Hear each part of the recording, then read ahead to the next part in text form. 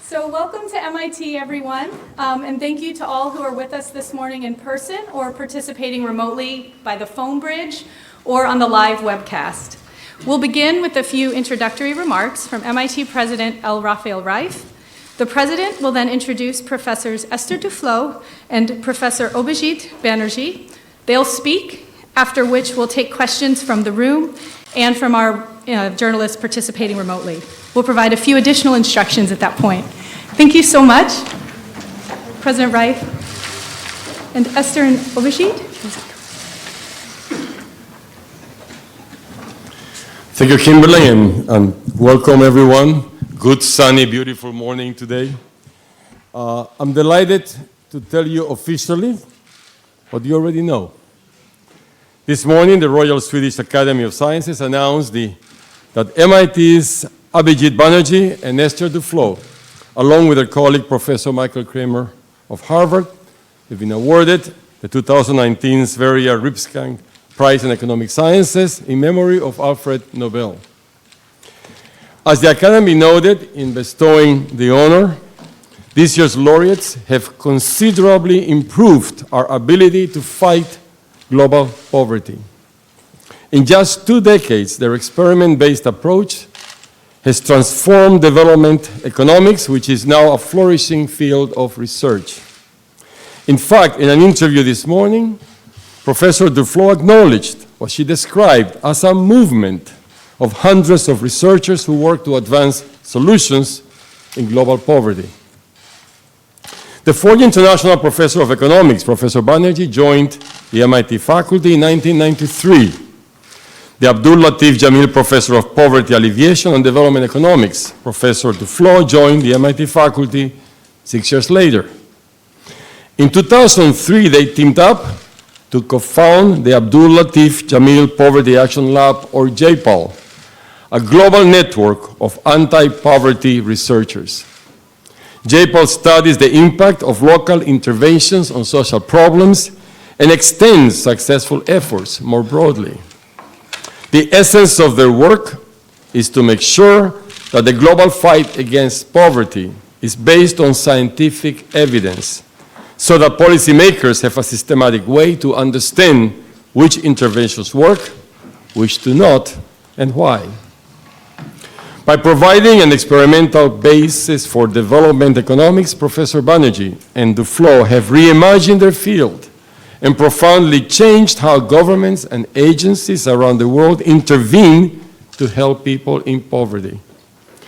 In doing so, they provide a proud reminder of MIT's commitment to bring knowledge to bear on the world's great challenges.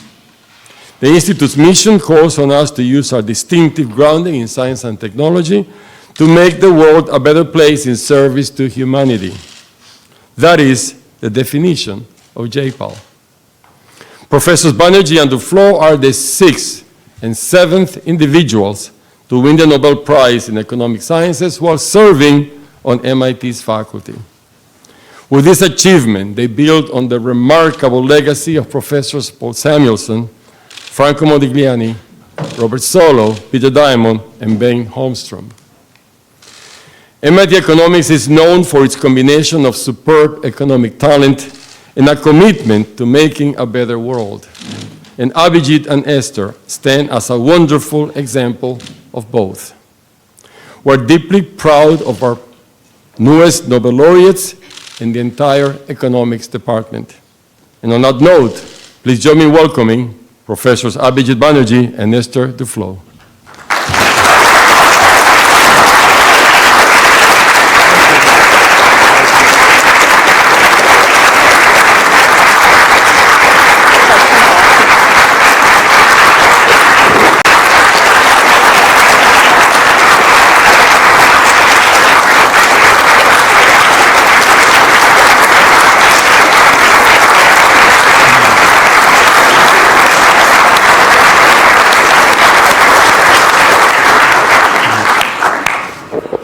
Thank you. It feels a bit like I walked onto the set of a wrong movie.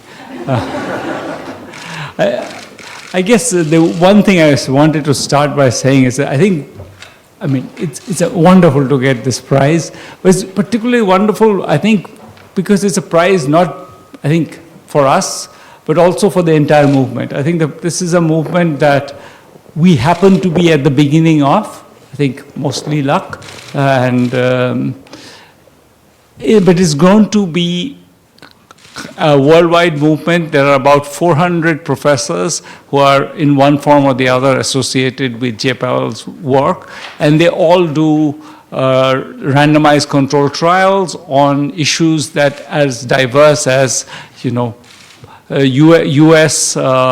Schools in the Appalachia, to governance problems in Indonesia, and getting children immunized in India, getting children under bed nets in sub-Saharan Africa. So this is a movement that, in some ways, we are kind of the beneficiaries of. We get often.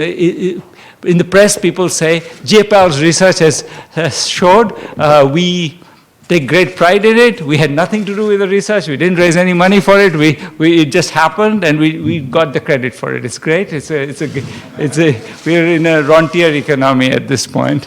But it's still, I think it's still going to be wonderful for the movement that this prize was given, because I think it's going to make it a little easier to penetrate the many doors that are half open to us or not quite open to us, and hopefully bring the message of policy based on evidence and hard thinking to many other places as well.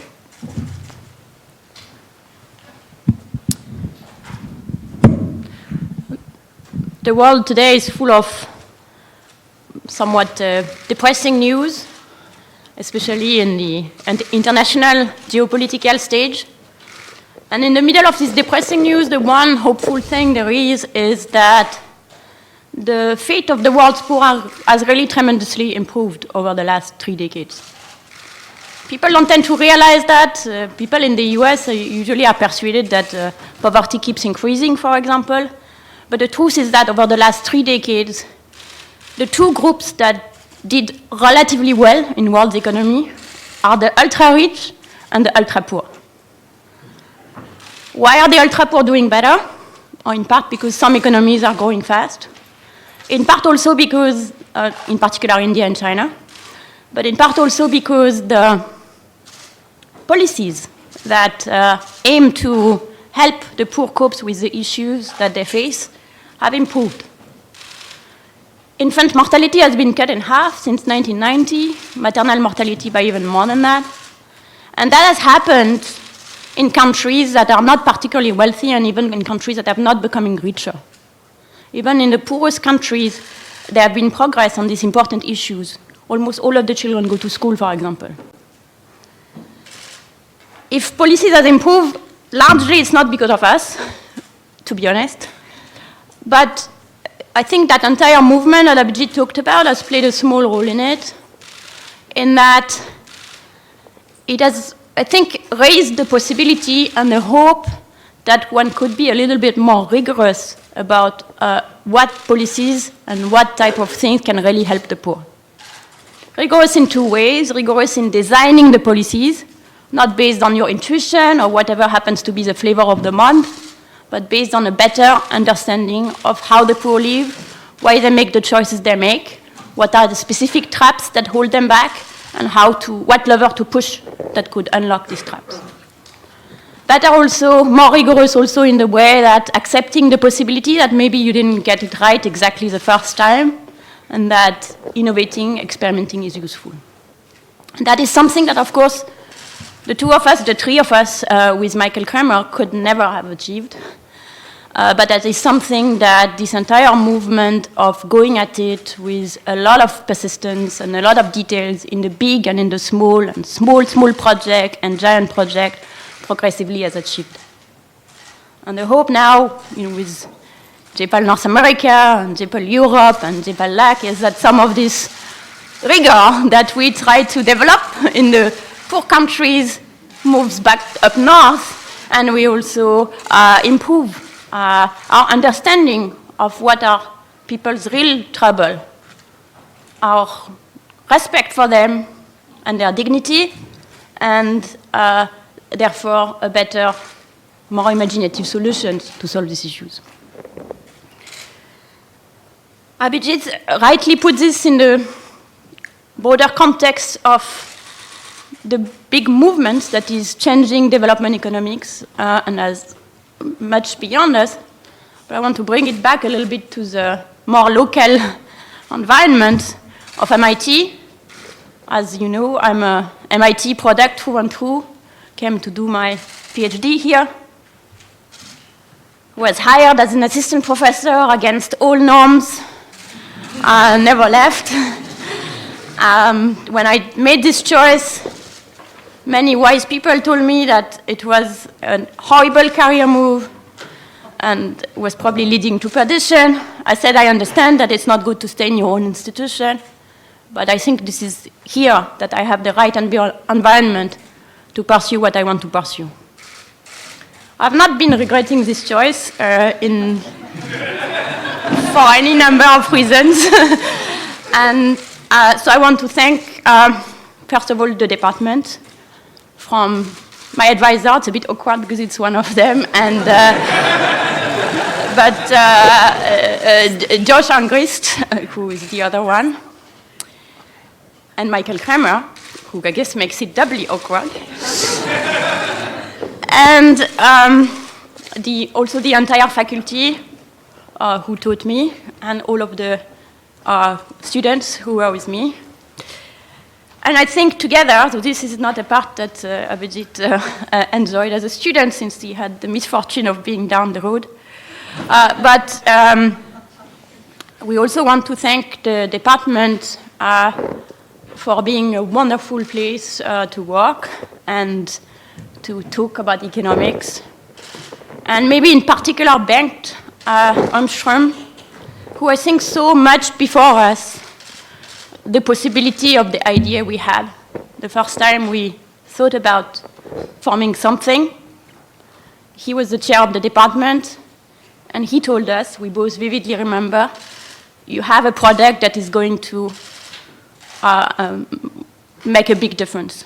And we're like, whatever. And sure, can you get us a bit of money so we hire someone? And then the second very important person in development of JPAL that we want to acknowledge here is Susan Hockfield, who, when she came as president of MIT, just before Raphael, met us. In fact, I think just before she became president, met us, and we explained what we were working on. And she's like, oh, you're bringing the method of science to social science. This is so refreshing. I'm going to help you. And she was true to her word, and she helped us in many ways, nurturing, always ready to talk, and also, quite frankly, putting us in front of possible donors.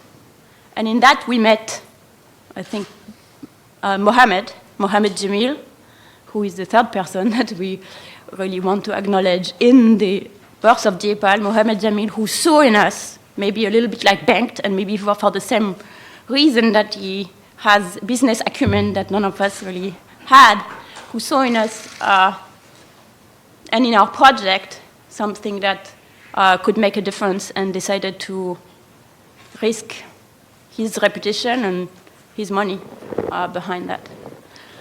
This would not have happened without the ecosystem. This would not have happened, of course, without his vision and his commitment for the world's poor, which was very apparent then and still apparent today.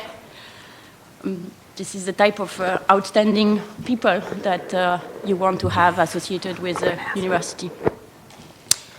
And finally, I think on behalf of both of us, we want to thank all the students, the ones who have been our students forever, and who are, some of them are still in the room today, some of them are gone in the wild world, who have, who have formed a great big families and community.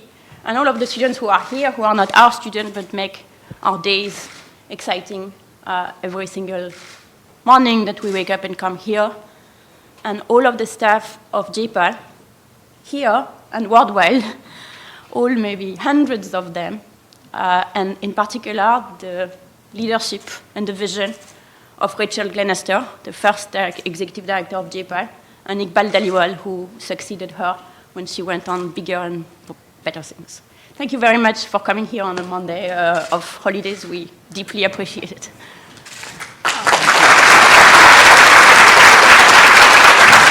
Okay.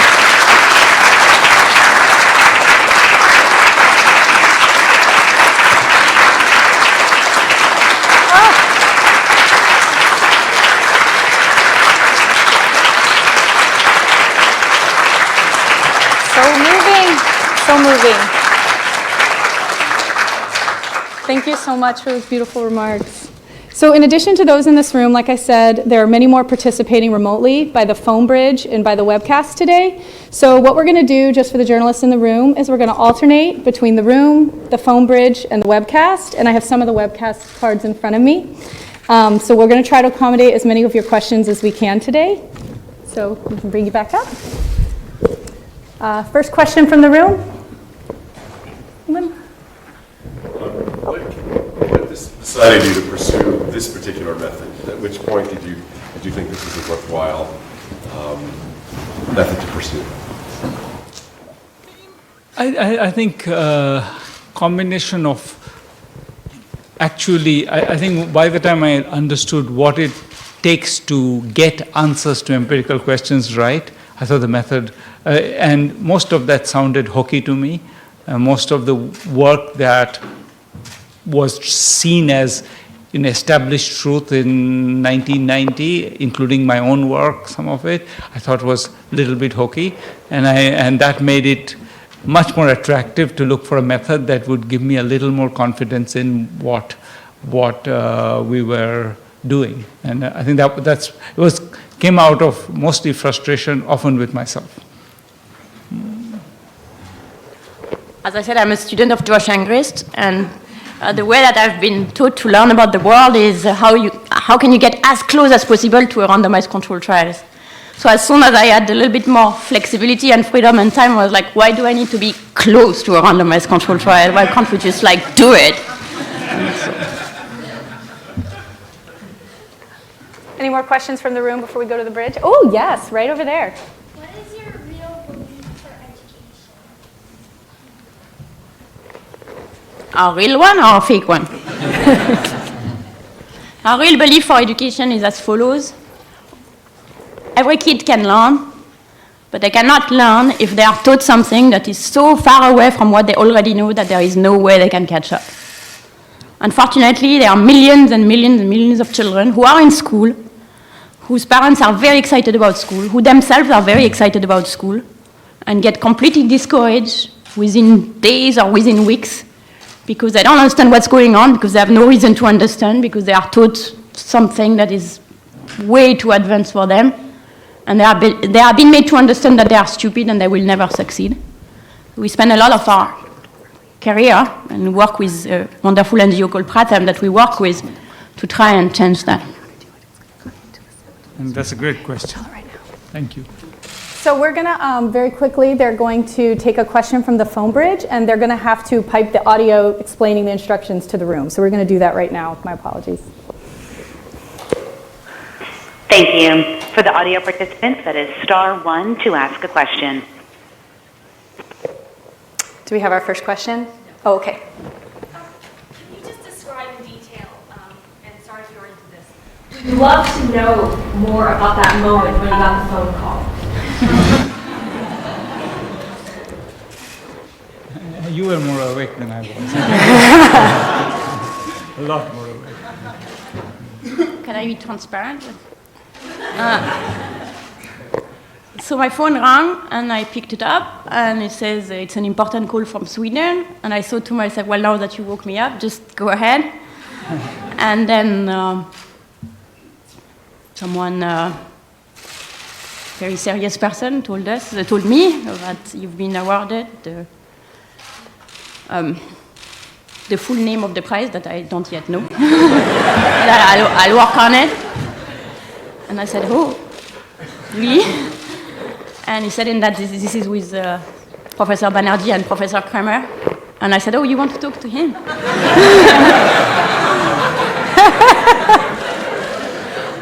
And so then they talked to him, and then they went back to us and said, well, would you be ready for a press conference in an hour? We should make a cup of coffee. And Abhijit said, I'm going to go back to bed. And so I woke up, I got showered, etc., and then he went back to bed. I took the press conference. Mind you, they had said they wanted just one of us, so that was fair enough. And then we started the day. They even said they wanted you because they wanted a woman, and I didn't qualify. So I actually have a question from the internet, but I'm going to let you read it. They sent it in French. And they'd like you to answer in French, if you wouldn't mind. Should I translate, or should I read in French and answer in French? You should answer in French, but for the room, you could do it in English. So the questions are, what does this prize signify for you? Que signifie ce prix pour vous? Number one. And number two, is it the proof that your approach is the right one? Is that, est-ce que c'est la preuve que votre approche est la bonne? Que signifie ce prix pour nous? Je crois que, comme Abhijit l'a dit, c'est la consécration des progrès qui ont été accomplis jusqu'ici, à la fois par nous, mais surtout par tous les chercheurs qui travaillent avec ces méthodes, tous les partenaires, tous les gouvernements. Et c'est aussi un espoir, une indication que ça va nous donner encore plus d'énergie et encore plus de vent dans nos voiles pour faire mieux, pour continuer à affecter la vie de centaines de millions de personnes dans le monde. Est-ce que c'est la preuve que notre approche est la bonne? Non. Pour être honnête, c'est la preuve que nos très respectés collègues suédois pensent que notre approche est la bonne. Mais évidemment, il n'y a pas de preuve que notre approche est la bonne. S'il y a une preuve que notre approche est la bonne, c'est que la vie des gens qui sont affectés par les politiques que nous essayons d'étudier est améliorée. C'est la seule preuve qu'on peut vraiment apporter. We have one from the bridge.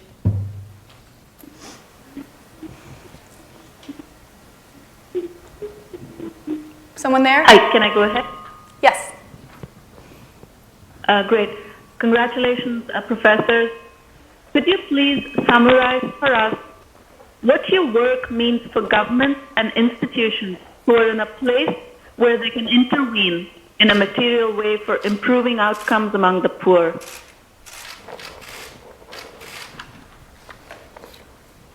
I mean, there's always a little bit of hope for what we do. So it's not that, I mean, governments are free to not use our evidence. But to be honest, I think our experience over the last 20 years has been, 20 years ago, you go and tell somebody in government, we're going to do a randomized control trial, and they look at you like you had just escaped from some mental health institution.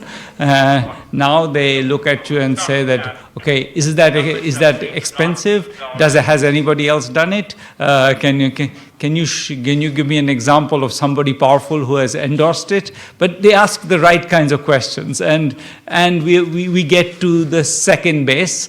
Not always all the way, but at least there is some sense in which they're open to the idea that evidence is valuable, that we know something, and that might actually be useful to them. Is there another one in the room? Oh, yes. Sorry to probably answer this in different ways. I'm just wondering, just for the layman who may have no idea what you've been doing or familiarity with your work, if you could just sort of explain in layman's terms what you did. Yeah, let me maybe give you an example, a concrete example. Maybe that's the easiest. So we run what's called randomized control trials, and the objective of randomized control trials is to run an experiment to see whether something affect something else the way you expect or in a different way. So I'll give you an example. Several years ago, we were interested in trying to understand why people do not immunize their children and what could be done about it. And we spent a lot of time in India, in very remote places, in Rajasthan, where immunization rates were very, very low, of the order of less than 5% full immunization rate. The prevailing view at the time was that the main problem was that immunization services were not reliably available, and that's why people wouldn't get their immunization. And it's true that immunization services are not reliably available. Sometimes you walk for a long time to go to a public health place, and then you arrive there, and it's shut, and you come back. You have lost a day, no immunization. That's kind of frustrating, and then people don't do it again. But because we spent a lot of time in this place and we interviewed people, we realized that another issue is that people are always busy with other things. And with immunization, if you don't do it this month, you can always do it next month. It's really not ever an emergency. So it's never really on top of the list for people to do it. And the small cost that it means to go there and get it done might be too high, even if it's a very small cost. So we thought, okay, let's try and test these two ideas. So we worked with a wonderful NGO called Seva Mandir, and they in turn teamed up with the government and told the government, we are going to replace you for an area, and we are going to provide golden plate immunization services, very reliable services every month, available at people's doorstep in villages. And then on top of that, so what they did is that they picked 120 villages randomly, that is literally with a random number generator, the modern equivalent of a dice, picked half of them and put in place those services in half of those. And then out of those 60, again randomly picked 30, where they provided people with this very small incentive to show up to the immunization camp. It was a kilo of lentils per shot and a set of plates when you finish. So they did that for a year, and what we did is that we collected data on immunization status before and after. And because the places were randomly selected, there is nothing different about them except the intervention. Any difference that we find can be confidently attributed to the program. So what we found is that in the status quo villages where nothing particular was done, immunization rates by the end of the experiment were 5%. In the places where they had done the camps, but not the small incentive, immunization rates has climbed to 12%, which is good. It's more than doubling. But in places where they had indeed put, on top of that, put the small incentive, immunization rates were 37%. So that gave us the kind of indication that this was important. And from there, we go in two directions. In the policy direction, we pointed out that it's actually cheaper to give incentive than not to give incentive, because the nurse has to be in the village anyways, and if she immunizes more kids, it's cheaper per shot. So it's a good policy to pursue. On the sort of intellectual side, it sort of got us to think about why is it that a small incentive can persuade people when you would think that it shouldn't really be pertinent, and got us to think more about how people make decisions. Is it that what are their understanding of the healthcare system? What are their understanding of the future and the present, and things like that, which has kind of spanned the whole agenda on understanding this type of behavior. So that's an example that should clarify. Now multiply that by 1,000, and you have the JPAL type of work. Another one from the bridge? Oh. Any in the room? Oh, you again. It's Tom again, yeah. Where do you want to take your work now? I think, to be honest, I think we hope that we'll get to do more of the same. I think we are actually quite excited about what we are doing. This was not work that we did a long time ago. We're excited about what we're doing now, and it's fun. We are learning new things. I'm really excited to look at the results from our latest intervention. So I think what I hope this will do is just open more opportunities to do more inventive things. But I don't expect to do something entirely different. I think I'm content with what I'm doing, enjoying it very much. I think maybe one thing that we have started to do, not just us, but Ben over here and various people in the network as well, is working with governments and working at scale with governments to help them evaluate both new approaches but also better ways to do things that they want to do anyways. So this is a larger project. For example, I gave you the example of the immunization project, which was in 120 villages.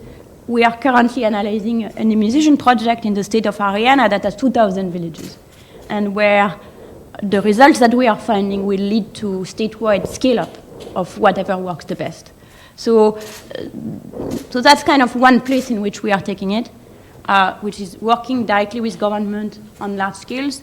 And the other place, and I think that's really, again, not just us, but the entire network, is we are constantly blown away, literally, by how imaginative people have become in terms of how they can design projects which not only help us see what works and what doesn't work, but help us understand much better how people behave, or how government behave, or how politicians behave, with wonderful imaginative designs. And we want to do, our best to be part of that to the extent we can, or support it to the extent we can. So this question comes from Julia Hood of Business Insider for you, Professor Duflo. She asks, you are the second woman to receive the Nobel Prize in Economics. What is your hope for the profession in terms of inclusion? So there are not enough women in the economic profession at all levels. There are not enough undergraduates who choose to take economics. There are not enough graduate students who continue. There are not enough assistant professors. There are not enough tenured faculty.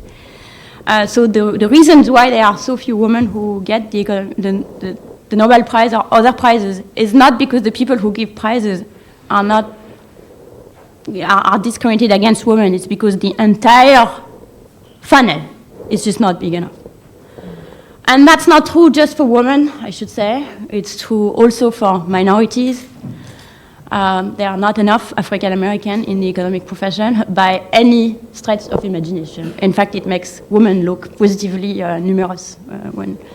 And that has to change. But I think the reason it's the case is because it's two. Maybe I'm wrong but that's my understanding of the reasons. One is the climate is a little bit tough and aggressive, and it doesn't work for everybody. And in particular, it's less likely to work for women than for others. This is something that the profession is starting to reckon with, and that's wonderful. And I think we'll get to the bottom of that. It will take some time, but I think people are much more aware that it is an issue. I was not aware it was an issue myself because I don't mind aggressive, it doesn't trouble me. But it troubles a lot of other people, and that's unfortunate, and it should not be. There's no reason to be aggressive anyways. The second reason, I think, is because I think many women do not think that economics is all that interesting. Because the vision that economics is it's something, maybe having to do with finance or big macro policy or whatnot. And it has very little to do with the problem that I care about, many women care about. And the truth is that's not true. That in fact a lot of economics is about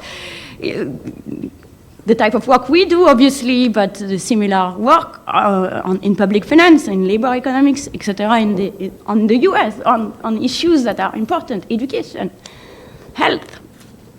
But people don't know that. It doesn't really percolate. And we should also remember that there are not very Nobel Prizes that has gone to people who mainly work on social problems. And so being a woman working on social issues, I hope that it can also be kind of a role model for others to think, look, actually, it's pretty interesting, this field, and it's much more varied than you think.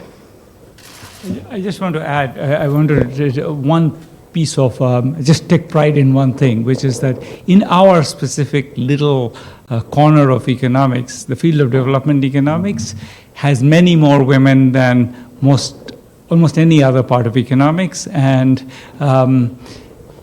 for example, we have a seminar series that Harvard and MIT jointly run. This semester, it turns out that I rashly said that all those speakers are women, and this was not because of any design. It was simply because these were the best people, and they were invited to come give talks. Turned out I was slightly wrong. There were actually 2 men.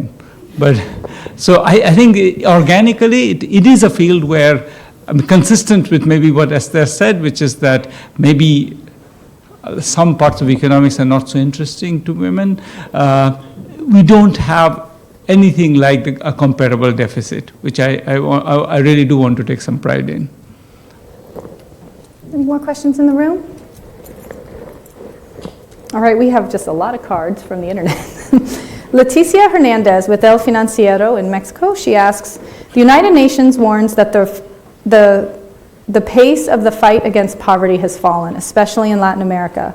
What policies should governments prioritize to have effective results in reducing poverty? Health, food, education?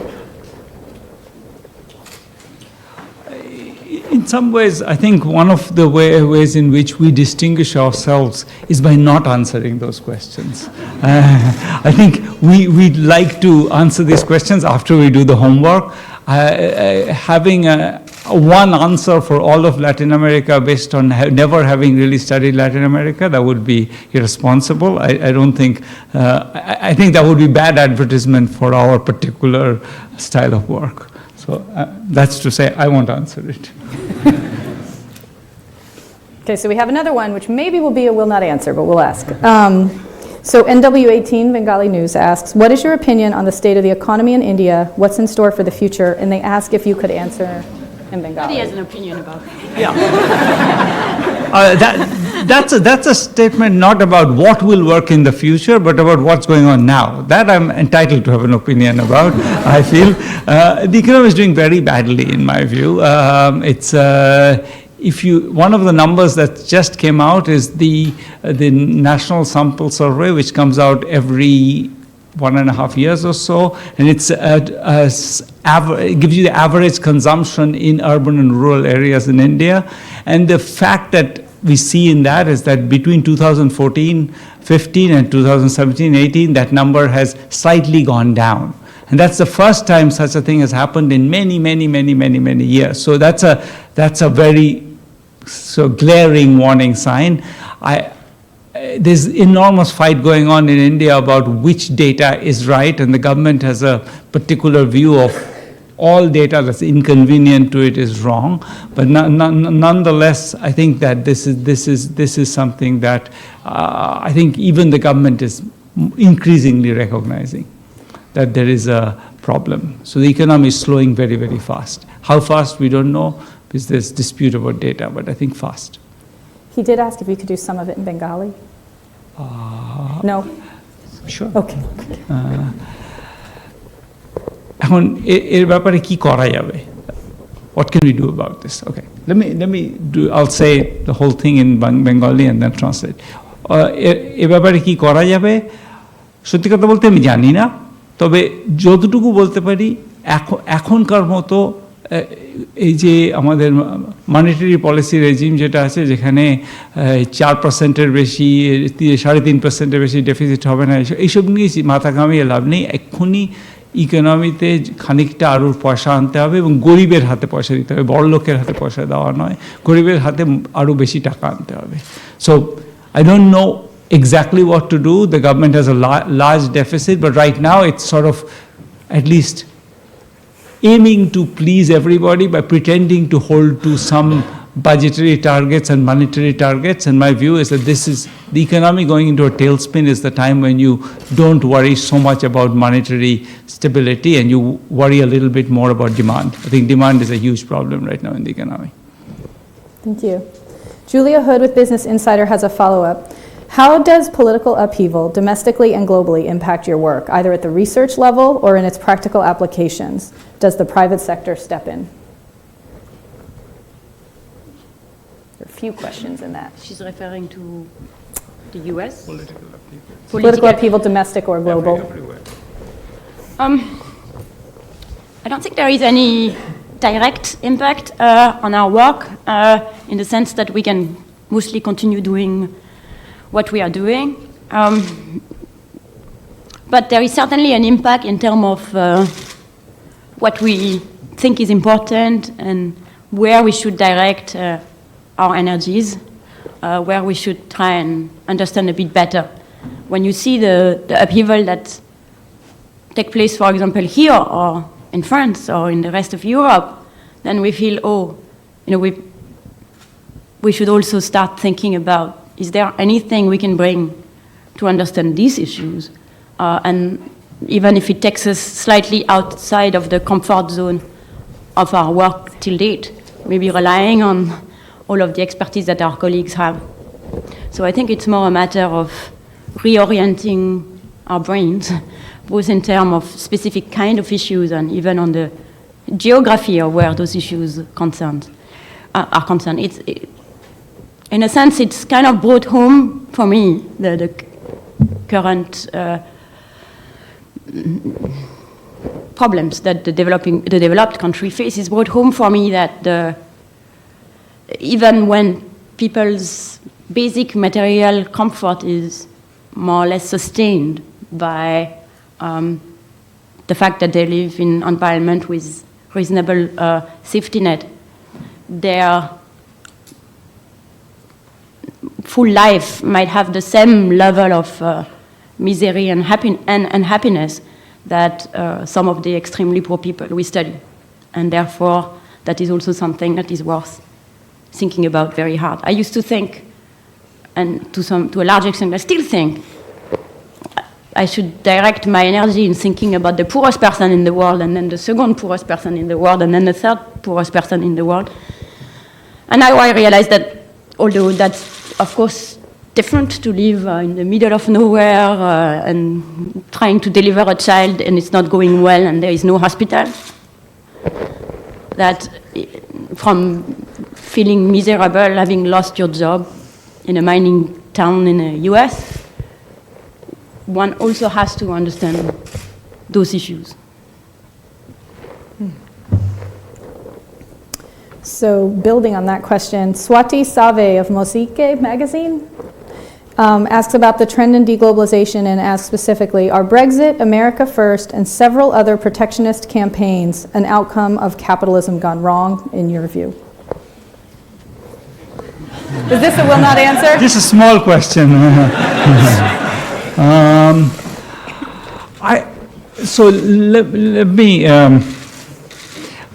So I think they are a consequence of us not taking the consequences of globalization seriously. I think globalization was hurting. As economists, our presumption is that that hurt is temporary and it goes away quickly because people react to that by moving and changing jobs and retraining. We know now that those processes are slow, and as a result, people actually get quite badly hurt. So I think it is a sense in which I would say it's not so much that, I don't know whether this means capitalism went right or wrong. It does mean that I think the way the policy response to the pain caused by globalization was inadequate, often even in the wrong direction. So I do think that that's what it's partly telling us. And a student from the internet asks, for you, Professor Banerjee, what is your feeling about being the 6th Nobel laureate from Kolkata? Young student. I assume they're all much more distinguished than me. And any more in the room? Could you share some insight? There haven't been many couples that have won this prize, so we'd love to know more about your work. Do you do a lot of it over a kitchen table? How do you inspire each other? Are there different roles that you each sort of assume as you work on these new models? So we have 2 children, aged 5 and 7, who believe that they are the center of the universe. and they do not accept kitchen table conversation. So that is kind of the kitchen table part had to go. Everything else is fair game. So I think our work is our life is our work. I mean, there are a lot of things we love to do, but it turns out you can do a lot of things we love to do while cooking. Abhijit spends a lot of time cooking, and we can cook and talk about whatever is happening. We talk while walking to work and coming back, and we also talk about the children when we are in the office at MIT. So I guess it's like a mix.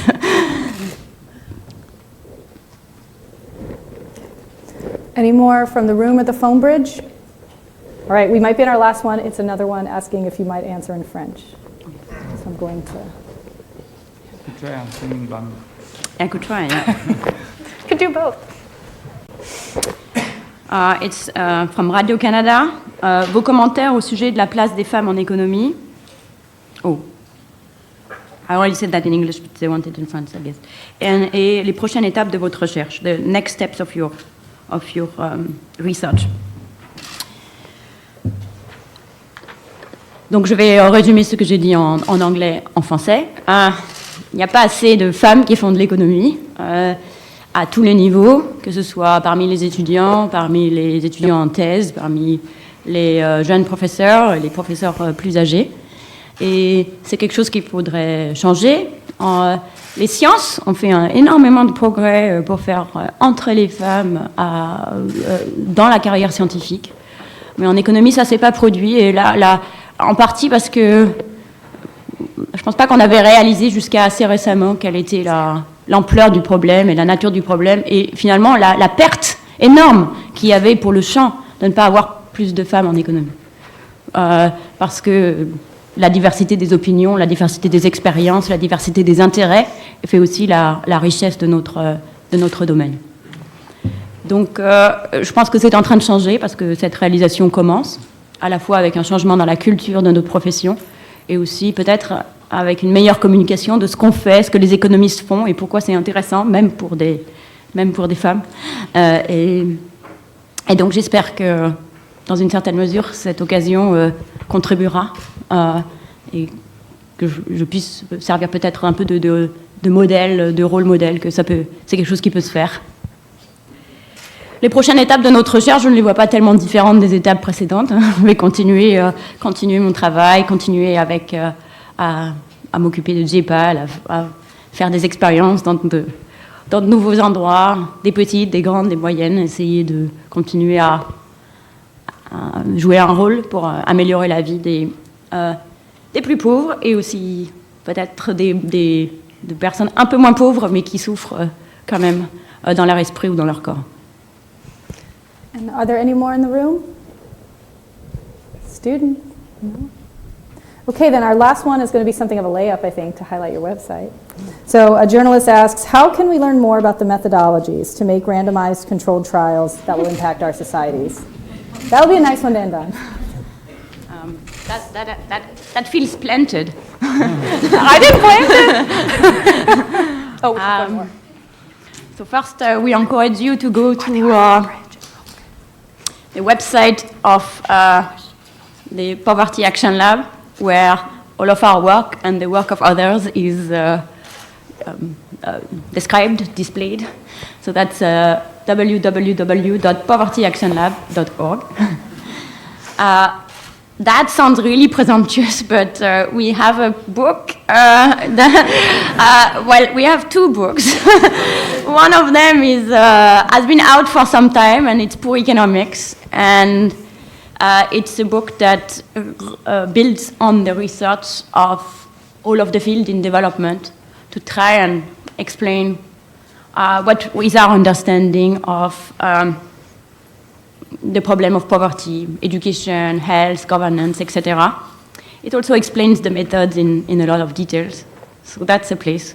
And even more presumptuous, we have another book coming out in a month that's called Good Economics for Hard Times.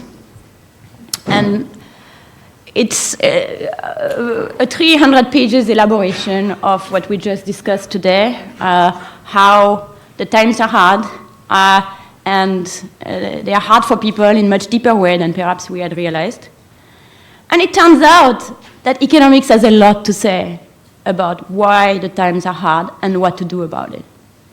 And unfortunately, again, the vision that people have of economics is not that. They think economists are not to be trusted. In fact, the only people who are less trusted than economists about their own field of expertise are politicians, both of which are not very good. And so what we are trying to do in this book is rely even more on the research of other people to show what economists have to say that's in a more subtle and useful way on the big problems that affect us today, that's immigration and trade and automation and the rise of bigotry and